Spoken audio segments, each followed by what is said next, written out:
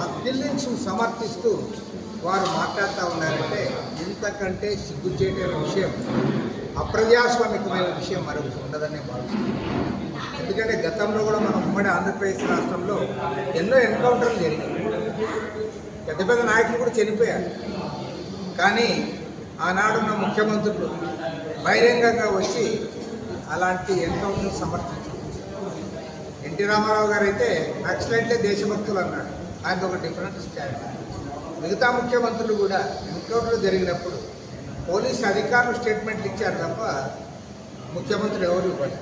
కానీ వాళ్ళ ప్రధానమంత్రి, హోంమంత్రి వారే వాళ్ళ కిల్లింగ్స్ను సమర్థిస్తూ స్టేట్మెంట్ ఇస్తూ ఉన్నారంటే అత్యంత దారుణం, తీవ్రంగా ఖండిస్తూ ఉన్నాం. అదేవిధంగా ఈ ఘటనలన్నిటిపైన ఈ ఎన్కౌంటర్స్ కూడా మీరు ప్రభుత్వం చేసిన హత్యలే, దీన్ని క్లియర్గా చెప్పదలుచుకున్నాం. మీరు ప్రభుత్వం చేసిన హత్యలు వీటన్నిటిపైన కూడా జ్యుడిషియల్ ఎంక్వైరీ జరపాలని చెప్పి కూడా సిపిఐ తరఫున డిమాండ్ చేస్తుంది.